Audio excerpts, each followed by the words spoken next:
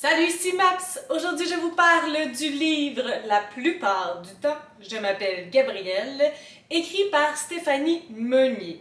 Avec un titre comme ça, j'avoue que ça donne envie d'en savoir plus. Et c'est d'ailleurs la raison pourquoi je l'ai acheté. Il me semble que j'étais allée faire une visite à ma librairie préférée et que je regardais un petit peu les livres, m'inspirant, attendant une illumination, un désir d'achat. Et je suis tombée sur ce titre-là et ma foi, j'étais vraiment curieuse.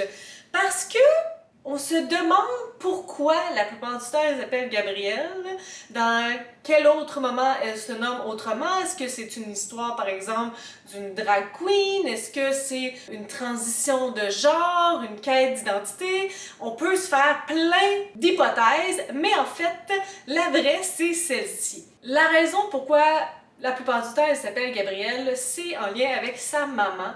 Sa maman semble avoir une santé mentale assez fragile. Il y a des moments qu'elle se nomme Maria, il y a des moments qu'elle se nomme Suzanne. Et lorsqu'elle se nomme Suzanne, eh bien, Gabrielle ne s'appelle plus Gabrielle pour elle, elle s'appelle Maude. Donc, on a des possibilités de la raison pourquoi sa maman a comme deux personnalités. On a une hypothèse de trouble dissociatif de l'identité. C'est pas un spoil, mais il n'y a rien de confirmé. Tout ce qu'on sait, c'est qu'il y a certains événements qui enclenchent une personnalité plus que l'autre. Mais la maman qu'elle connaît se nomme Maria. Mais parfois, la personnalité de Suzanne arrive sans crier gare. L'autre sphère qu'on va découvrir avec Gabrielle, c'est sa sphère professionnelle. Elle travaille dans une école en tant que TES, technicienne en éducation spécialisée. Donc, c'est super intéressant parce que moi-même, étant enseignante à la maternelle, j'ai à travailler avec la TES de mon école, parfois pour certains enfants qui ont besoin d'un accompagnement plus précis ou pour tout simplement trouver des nouvelles techniques d'intervention lorsqu'on a essayé plein de choses mais que ça ne fonctionne pas. Donc, j'ai beaucoup apprécié me retrouver dans cette place-là, dans cette position-là, d'avoir son point de vue à elle. Je sais pas c'est quoi le background de Stéphanie Meunier, mais définitivement, j'apprécie beaucoup les recherches qu'elle a faites. C'est comme un résumé slash critique, mais là, je vais vous parler un petit peu plus de ma critique. J'ai trouvé ça intéressant, toute la partie personnelle de Gabrielle avec sa maman. Ça démontre à quel point parfois les souffrances des parents peuvent être difficiles pour les enfants. Et ce que j'ai trouvé intéressant avec l'autre partie, la partie professionnelle, c'est que là, on a un peu l'aspect inverse, parce qu'elle suit particulièrement deux enfants, deux frères, Lougan et Jean. Et Lougan et Jean, donc, sont des frères, Jean étant un petit garçon avec un trouble du spectre de l'autisme fonctionnel, et Lougan ayant des gros troubles de comportement, un trouble de l'opposition, il y a peut-être autre chose aussi, mais ces deux enfants, donc, avec leurs particularités, et qui, malgré qu'ils soient des frères, ne sont pas vraiment complémentaires non plus dans leur unicité. Et là où, avec la famille de Gabrielle, on voit tout l'impact que la santé mentale fragile de sa maman a eu sur elle, je trouve qu'avec l'autre partie, on voyait un peu l'inverse. On voit à quel point les difficultés des enfants ont un impact sur la mère. Étrangement, autant que je comprends pourquoi on a pu mettre ces deux aspects-là dans le même livre, je trouve qu'il aurait pu chacun d'eux faire un livre unique vraiment intéressant.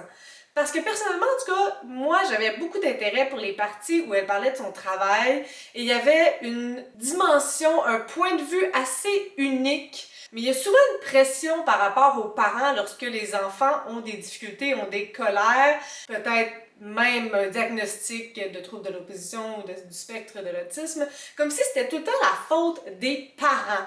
Et je trouve que ce livre-là nous amène vraiment à l'autre point de vue. La maman fait tout ce qu'elle peut. Ils proviennent d'une bonne famille. La maman est aimante. Elle fait tout en son pouvoir pour les aider. Elle est vraiment collaborative avec l'école. Puis malgré ça, les enfants sont ce qu'ils sont parce que c'est ça que c'est, tu sais.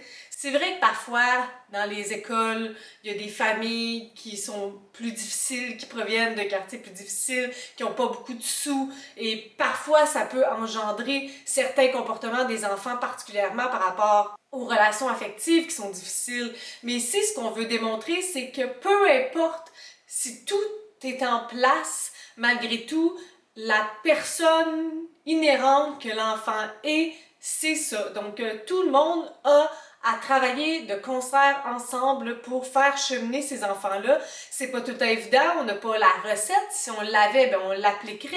Donc, autant la maman que l'école essaie des interventions, essaie certaines choses pour désamorcer les crises, pour empêcher les chicanes ou les colères. Donc, j'ai trouvé ça vraiment un point de vue super intéressant. Juste pour cet aspect-là, je peux vous dire que je suis vraiment contente de l'avoir lu. Le livre se lit super bien, il y a comme un peu un aspect philosophique de réflexion, surtout par la fin. On va changer le narrateur. Au début, on est quasiment juste avec Gabriel. Éventuellement, on va suivre sa mère, puis peut-être la raison d'un traumatisme antérieur. Puis on va suivre aussi la maman de Lougan et Jean, les deux petits garçons. Vers la fin, j'ai pas trop compris pourquoi on a fait ces changements-là. Ça devenait aussi très mélangeant parce que, veux pas, les trois univers des trois femmes sont intrinsèquement liés. Il n'y avait pas de mots-clés rapides qui me permettaient de savoir si on parlait de Gabriel, si on parlait de Maria ou de Jasmine, qui est la maman des deux garçons. Donc ça, j'ai beaucoup moins apprécié. Puis, je sais pas trop comment ça a fini. J'ai pas super trouvé ça satisfaisant, on dirait. Au final, malgré tout, il s'est pas passé beaucoup de choses. Je pensais qu'on allait être plus dans la vie professionnelle de Gabriel avec ses interventions avec les garçons, puis finalement pas tant que ça.